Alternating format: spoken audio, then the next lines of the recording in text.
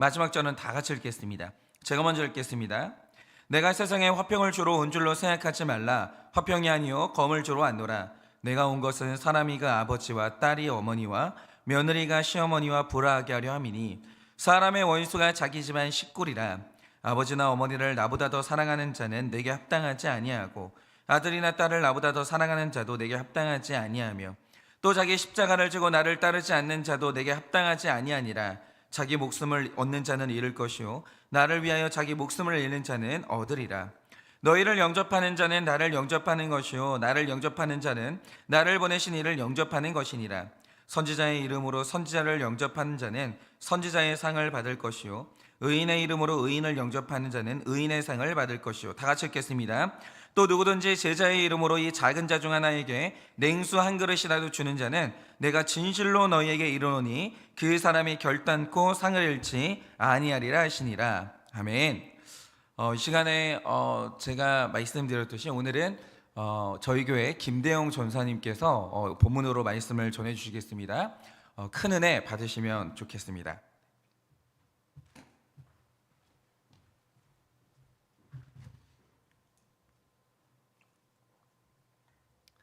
할렐루야.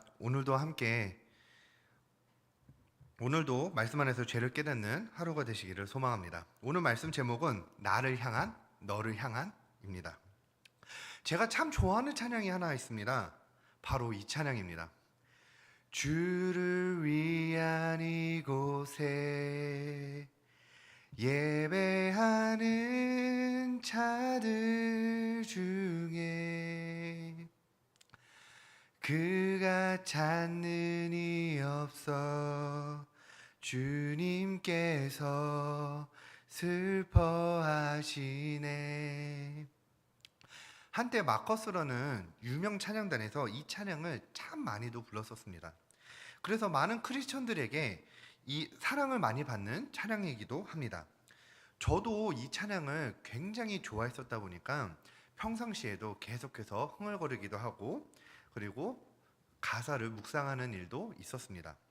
그런데 어느 날 가사를 음미하다 보니까 그 놀라운 것을 한 가지 발견하게 되었습니다. 사실은요, 이 찬양이요 매우 무서운 찬양일 수도 있다는 것입니다. 가사를 한번 볼까요? 주를 위한 이곳에 예배하는 자들 중에, 주를 위한 곳에 있고, 그러니까 우리가 이렇게 예배드리는 공간이겠죠. 교회입니다. 그리고 우리가 교회에 와서 많은 사람들이 예배를 드리고 있는 이 상황을 말하고 있는 것으로 보입니다. 그리고 그 다음 가사입니다. 그가 찾는 이 없어 주님께서 슬퍼하시네. 예배를 드리고 있는 교회에 있는데 수많은 사람들이 예배를 드리고 있는데 주님께서 찾는 이가 그 중에 없다라는 겁니다.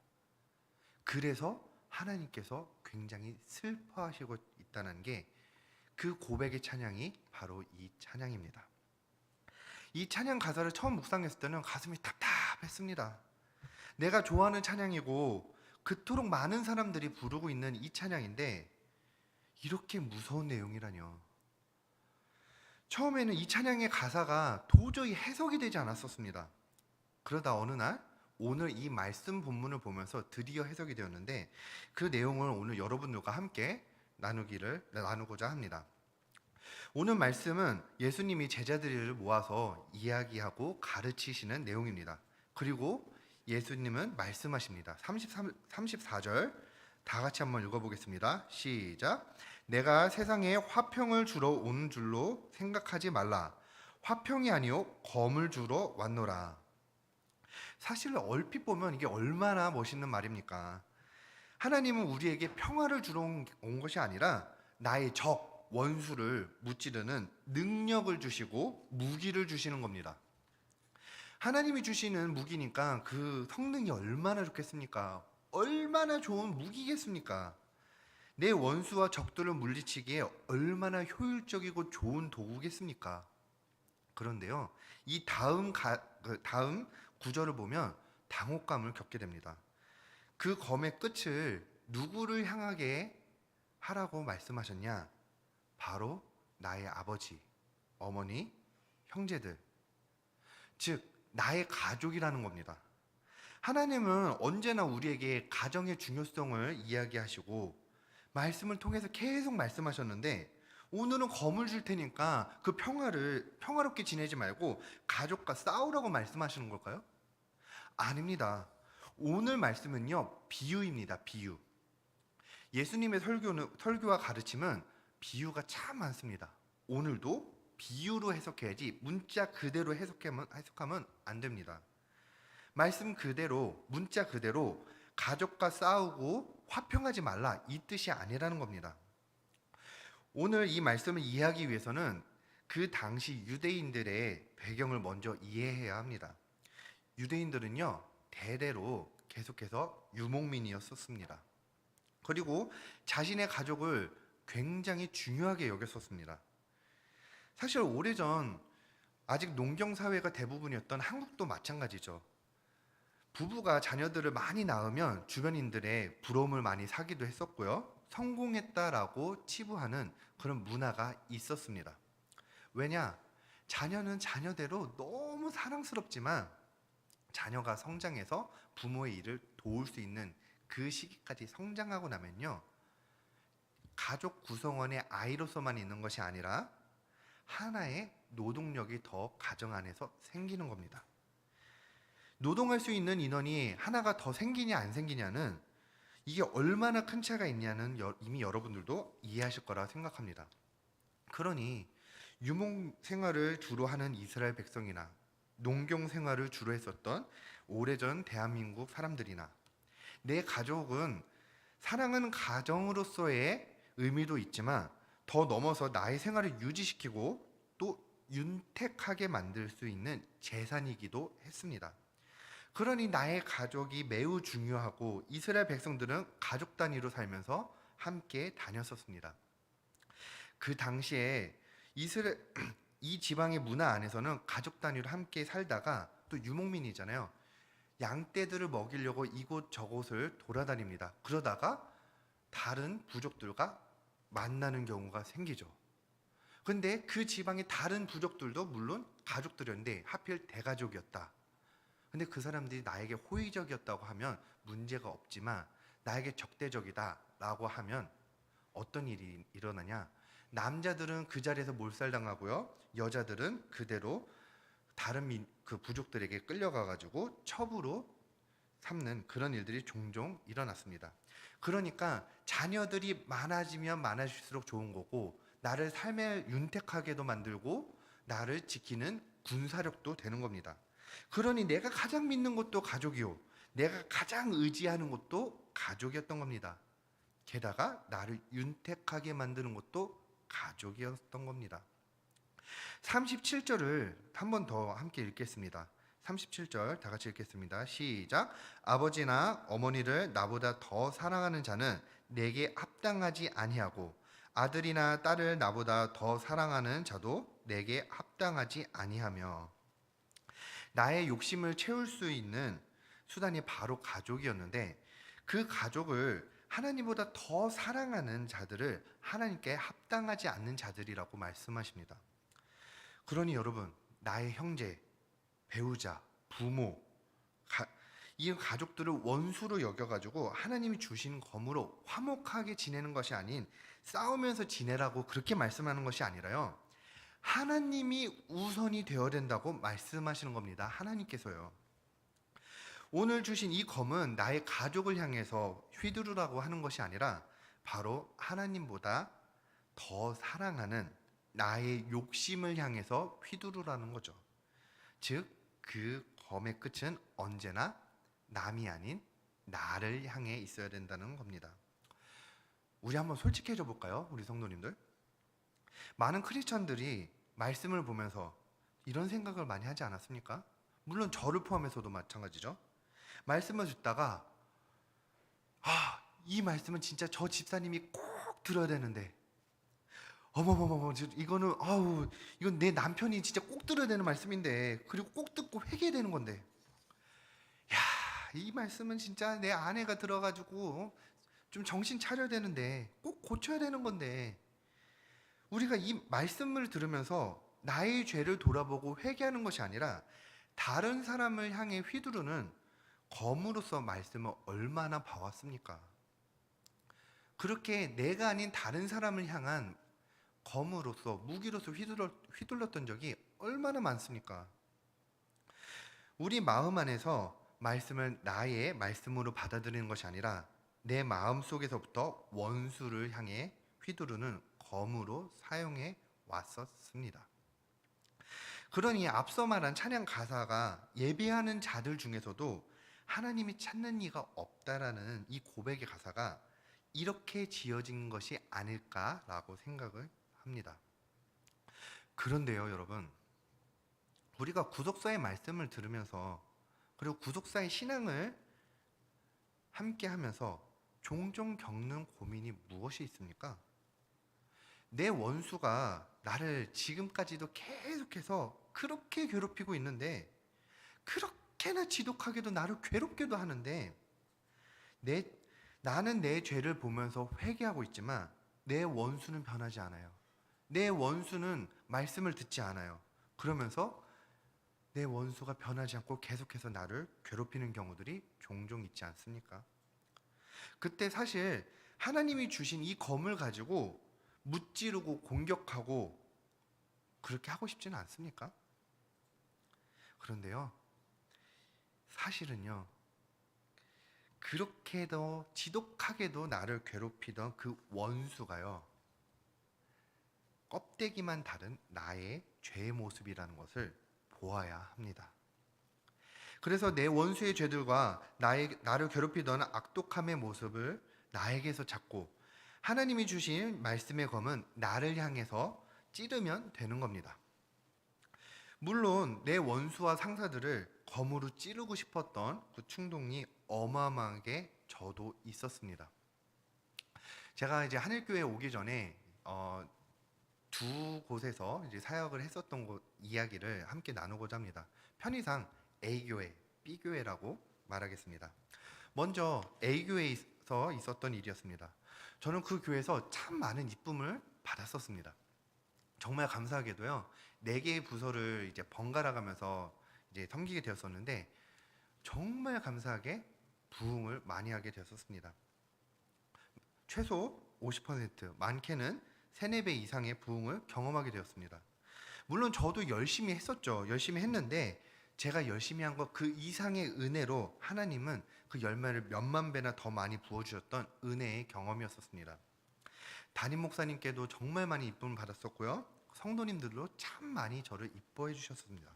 그런데 문제가 있었습니다. 그게 뭐냐? 바로 동료 사역자들과의 관계였었습니다. 제가 그 당시 A교회에서 사역하고 있을 때는 대학원에서, 신학대학원에서 공부를 하고 있었습니다. 근데 여러분, 신학대학원은요, 공부 스케줄이 정말 살인적입니다. 너무너무 힘듭니다. 사역을 안 하고 있는 사람이요, 공부에만 올인을 한다고 해도 체력 관리를 미리미리 준비하지 못하면요, 링거 맞으면서 겨우겨우 다니는 곳이 바로 신학대학원입니다. 근데 그런 살인적인 스케줄을 경험하고 또 진행하고 있으면서 사역을 하고 있는데, 거기다가 엎친 데 덮친 격으로 한 가지 더 문제가 생기는 겁니다. 제가 그 당시에 주중에 어린이 부서 사역을 하나 하게 되었었는데요, 금요일 저녁에 시작해서 아주 늦은 밤에 끝났습니다. 집에 돌아오면 금요일에서 토요일로 넘어가는 밤 12시가 넘었었습니다. 그런데 그 당시에 제가 섬기던 교회가요, 새벽 기도를 엄청나게 강조하는 교회였었습니다. 그러니까 모든 사역자들은 필참이에요. 누구도 빠질 수 없이 다 새벽 기도를 나와야 됩니다. 그리고 저는 신학대학교를 이제 다니고 있었던 파트 사역자였었기 때문에 파트 사역자들은 토요일만큼은 반드시 참여해야 된다고 했었습니다. 자, 그러니까 저는 12시 넘어서 집에 오는데 새벽 기도 시간이 5시 시작합니다. 그러면 교육자니까 4시 반 이전에는 와야죠. 그러면 저 먼 거리를 운전하면서 왔다 갔다 하려면 저에게 잠잘 수 있는 시간은 3시간이 채 안 됐었습니다. 그러던 어느 날 새벽 기도가 끝나고 모든 사역자가 모여서 회의를 했었습니다. 근데 그때 담임 목사님이 한 가지 지시를 내리셨습니다. 그게 뭐냐? 새벽 기도 시간에 불을 켜고 끄고 하는 그 단순한 일 있죠.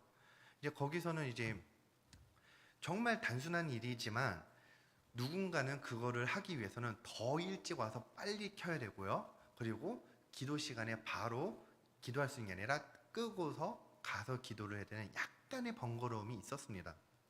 그동안에는 이제 사역자들이 번갈아 가면서 하기도 하고 때로는 간사님들이 와주셔가지고 해주시기도 했었습니다. 그런데 담임 목사님이 보시기에 목회 철학으로서 말씀을 하셨었습니다. 교역자들이 충분히 할 수 있지만 성도님들의 섬김의 훈련이 있어야 된다. 그러니까 그 훈련의 목적으로 성도님들 중에 한 분을 봉사자를 찾아서 거기에서 봉사를 하시게끔 찾아보라고 예배 담당 목사님한테 말씀을 한 겁니다. 지시를 한 거죠. 그럼 물론 담임 목사님의 말씀에도 일리가 있습니다. 그런데 이 일리가 있는 말씀을 하시고서 2주가 지났습니다. 근데 예배 담당 목사님이 갑자기 저에게 와서 토요일 하루는 더 일찍 출근해가지고 조명실에서 대기하고 있다가 조명을 담당하라고 있는 겁니다. 이 말씀을 듣는데 저는 정죄가 일어났어요. 제 마음속에서요. 아니, 담임 목사님이 시키신 일인데 그걸 거역하고서 막내 전도사한테 이 일을 시키나? 그리고 특히나 나는 밤 12시에 집에 넘어가지고 이제 들어가는데, 그래서 저도 처음에 좋게 답을 드렸었죠. 아, 목사님, 제가 전날에 너무 늦게 사역이 끝납니다. 저 혼자서 담당을 하다가는 제가 혹시라도 못 일어나면 어떡해요. 그러니까 한 명만 더 같이 할 수 있는 사람을 배정을 해주세요. 그런데 그분한테 온 답이 뭐냐면요, 너 내가 시키는데 시키는 대로 안 할 거야? 이런 식으로 하면 너가 만약에 다른 교회로 사역지를 옮길 때 나한테 전화 와서 너 어떤 사람이냐고 묻는다고 하면 내가 뭐라고 답해 줄 것 같아? 이렇게 말씀을 하시는 겁니다. 근데 사역자들은 교회로 옮길 때마다 교계가 되게 좁기 때문에 한 다리만 건너면 다 알 수 있는 사람들이에요. 그래서 보통은 교역자들이 다른 교회로 옮길 때 전화들을 많이 합니다. 이 사람이 어떤 사람인지. 그러니까 이 예배 담당 목사님은 저에게 앞으로의 사역길을 맡겠다고 협박을 하신 거죠. 봉사자를 찾기 힘든데 담임 목사님한테는 말은 못하겠고, 그러니까 가장 힘없고 가장 어린 막내 전도사를 불러서 일을 과중시키는 겁니다. 너무 화가 나는 겁니다. 너무 화가 나요. 미치겠습니다. 어떻게 선배라는 사람이 저럴 수가 있나. 화도 나고요. 이해도 안 되고 제 마음 안에서 정죄가 어마어마하게 일어나는 겁니다. 시간이 흘러서 제가 B교회에서 사역을 하게 되었습니다. 근데 B교회에 오자마자 코로나가 터졌네요. 영상 편집을 부서마다 교역자가 15명씩 있었는데 그 중에서 한 명씩은 반드시 사역자들 중에 편집할 수 있는 사람을 뽑아야만 했습니다. 근데 그 당시에는 누구도 편집을 할 수 있는 사람이 없으니까 이제 제가 하게 되었죠. 그리고 유튜브 편집을 유튜브로 배웠고요. 유튜브 편집을 책을 사가지고 독학으로 공부를 했었습니다. 그러니까 독학으로 공부하니까 얼마나 제가 미숙했겠어요. 처음에요. 그러니까 이 미숙한 실력으로 컴퓨터도 이제 되게 안 좋은 컴퓨터로 편집용 컴퓨터가 아닌 걸로 이렇게 하다 보니까 시간이 어마어마하게 걸리는 겁니다. 근데 그러다가 매일매일이 시간과의 싸움이었는데 나중에 시간이 지나고 조금 적응이 될 만하면 퀄리티를 더 높은 걸 요구하고 그것도 적응하면 더 높은 퀄리티를 요구하는 일들이 반복이 되었습니다. 문제는요, 그 제 상사로 있었던 목사님이었습니다. 이분이 B교회에서 속해 있는 교단에 가장 영향력 있는 그 목사님의 비서 목사로 오랫동안 계시다가 대형교회로 오고 싶으니까 낙하산으로 오신 분이었어요.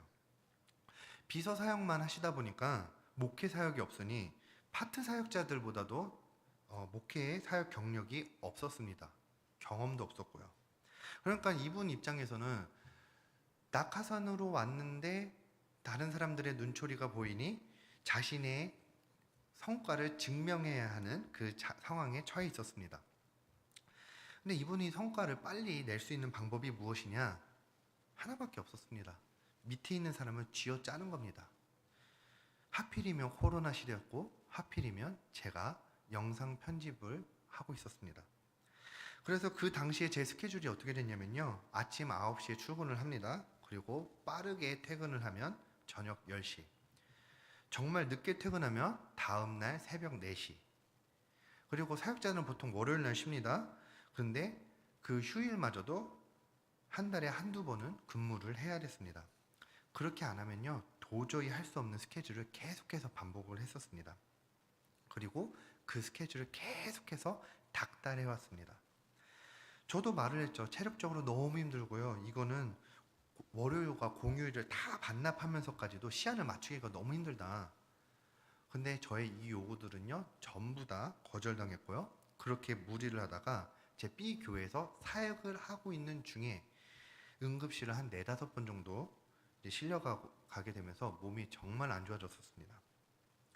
그리고 마지막으로 응급실에 실려갔던 그날, 그때서야 계속해서 반려되었던 제 사직서가 수리가 되었습니다. 제가 A교회와 B교회에서 각각 만났던 이 두 목사님들을 보면요, 얼마나 원망하고 얼마나 분노했는지 모르겠습니다. 여러분들도 저의 마음이 이해가 가지 않습니까? 혹은 저보다 더 억울한 일을 성도님들도 겪으신 것들이 있었을 거라고 생각합니다. 화가 나죠. 진짜 열받죠. 어떻게 복수를 할까 저는 고민도 했었고요. 시간이 좀 흐르고 난 뒤에 또 대들기도 했었습니다. 그런데요, 제가 이분들한테 검을 휘두르기만 할 수는 없었던 이유가 있습니다. 제가 죽어라고 끊어지지 않는 죄가 있었는데요. 저의 죄성이 뭐냐면 인정 중독입니다. 인정 중독. 제가 인정을 받기 위해서는요, 그리고 성과를 내기 위해서는 정말 열심히 사역도 하고 일도 합니다. 담임 목사님이 저에게 시키신 일은 막내 전도사에게 시키고 협박을 해서라도 그 일을 진행시키는 그분이나 낙하산으로 와서 다른 사람의 인식을 바꿔야 하기 위해 전도사를 죽어라고 닥달하는 그분이나 제 안에 있는 모습이 바로 제가 인정받기 위해 눈을 뒤집어져라 달려가는 제 모습과 닮아 있던 겁니다. 제가 지금은 많이 나아졌지만 아직도 안 고쳐지는 것이 있습니다. 자꾸만 제 자랑을 하고 싶습니다. 리더이신 박현석 목사님한테요, 계속해서 사랑받고 싶고 인정도 받고 싶어요. 그냥 사랑과 인정을 받는 정도가 아니라요, 그런 욕심 정도가 아니라 인정받을 수 있는 기회가 있으면 눈이 뒤집어지도록 달려갑니다. 물론 사역자로서 자신의 사명을 잘 감당하는 것도 당연하고요. 그리고 그 외에도 아주 세세한 것들까지 리더한테 인정받고 싶어 합니다. 제가 한동안 박현성 목사님한테 혼났던 게 뭐가 있었냐면요, 사무실에서 이제 토요일이 되면 사역을 합니다. 저는 이제 주보도 만들고요. 그리고 설교도 또 이제 타이핑도 하고 이제 PPT도 만들고 합니다. 목사님은 다음날 설교를 위해서 또 준비하고 계시죠. 타자 소리가 계속 흐르고 정적이 흐릅니다. 그러다가 목사님이 한번 기지개를 피시면서 화장실을 가시거나 잠깐 이제 자리를 뜨실 때가 있어요. 그러면요, 저는 어떻게 하냐, 이때가 기회다라고 해가지고 목사님이 잠깐 자리를 비운 사이에 목사님이 차 마시던 그 종이컵, 그리고 간식 드시고 잠깐 책상 위에 놨던 그 껍질들, 이런 것들을 다 치워놓고, 네, 다 버리고, 그 다음에 가습기에 혹시 물이 떨어졌나 해가지고 물도 한번 따라 보려고 한번 체크도 하고 이렇게 합니다. 그러면요, 목사님이 오셔가지고 절대 이런 거 하지 말라고 계속해서 말씀하십니다. 이런 거 시키려고 부교육자 뽑은 거 아니다. 그리고 전도사님이 하는 이 행동은 인정 중독이다. 나는 전도사님이 사역과 일을 잘하는 것이 아니라 사명을 잘 감당하는 것을 보고 싶다. 이렇게 말씀하십니다. 그러면요, 저는 이렇게 저를 아껴주시는 목사님께 참 감사하죠.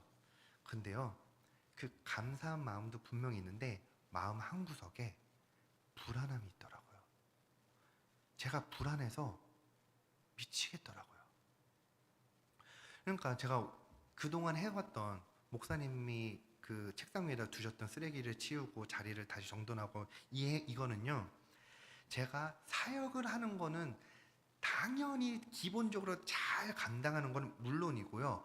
거기에다가 더해서 아주 자잘한 일들까지 포함해서 잘하면 목사님께 더 큰 인정을 받을 수 있지 않을까? 더 큰 사랑을 받을 수 있지 않을까? 나 그렇게 받고 싶은데 하면서요. 지금도 저도 모르게 계속해서 인정 중독의 증세로 나오고 있는 모습이 바로 이 모습인 겁니다. 제가 B 교회에서 매일 야근을 시키는 상사 밑에서 그래도 거절하지 않고 야근을 하면서 사역을 했었던 이유가 무엇이겠습니까? 물론 까라면 까야 된다는 부격자의 숙명도 있지만 이걸 해내면 내가 조금이나마 더 인정을 받을 수 있는 기회라고 여겼기 때문입니다. 제가 나이가 조금 더 들어서 그 당시에 목사님들 나이대가 되고 제 밑에 전도사들이 배정이 되면요, 과연 저는 그분들처럼 안 하고 좋은 리더로 있을까요? 과연 그럴까요? 일부러 제 후배 전도사들을 괴롭히거나 그러지는 않을 것 같습니다만은 저는 제가 인정받을 수 있는 기회를 놓치지 않기 위해 그것만 집중하다 보면 저도 모르게 후배들을 학대하고 있을지도 모릅니다. 저에게는 제가 경험한 이 두 목사님들과 똑같은 죄성이 인정을 받고자 하는 욕심이 어마어마하기 때문입니다. 하나님은 이 두 사건을 통해서 저에게 말씀하신 겁니다. 네가 지금 인정받고자 하는 이 지나친 욕심과 집착을 회개하고 고치지 않으면 너가 이렇게 고생했던 것처럼 똑같이, 아니 혹은 더 큰 가해자가 될 수 있는 사람이 바로 너라고 저에게 말씀하십니다. 제가 검을 휘둘러야 되는 상대는 이 두 목사님이 아니라 바로 저였던 겁니다. 바로 이 말씀을 깨닫기 위해서, 그리고 이 사건을 깨닫기 위해서 저는 무려 5년 동안이나 연속해서 이 경험을 하게 된 겁니다. 여러분은 마음속에 정말 미운 사람이 있습니까? 정말 나를 힘들게 하는 사람이 있습니까? 하나님은 그 죄들을 이기기 위해 우리에게 검을 주셨습니다. 단 그 검은 상대방이 아니라 나의 죄를 찌르는 검입니다.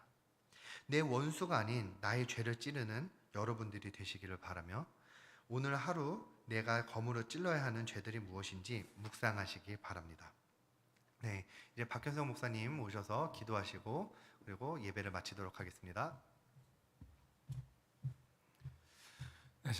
기도하고 마치겠습니다. 하나님, 오늘도 말씀을 통하여서 하나님께서 우리에게 검을 주신다고 하시는데, 하나님, 이 검으로 물리쳐야 되는 것이 무엇입니까? 우리가 착각하여서 이 검을 가지고 나의 시어머니를 찌르고 나의 배우자를 찌르고 나의 자녀를 찌르는, 하나님, 이런 어리석은 행동을 하고 있지 않습니까? 오늘도 하나님께서 우리를 향하여서 찌르라고 말씀하시는 것은 그것을 너무나도 사랑하고 있는, 그것을 하나님보다 더 사랑하고 있는 나의 욕심을 찌르라고 말씀을 하시는 것입니다.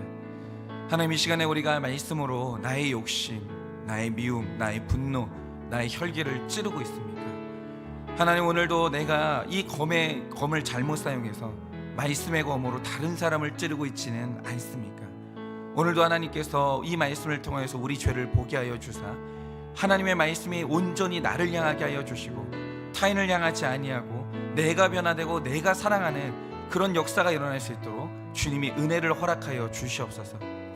지금은 우리 주 예수 그리스도의 은혜와 하나님 아버지의 그 크신 사랑과 성령님의 위로하시고 교통하여 주시는 그 역사하심이 온전히 오늘 받은 말씀으로 남을 찌르는 것이 아니라 나를 찔러 하나님 아버지와 화평하기를 원하는 사랑하는 우리 모든 성도님들의 머리 위에 지금으로부터 영원 무궁토록 함께 있을지어다.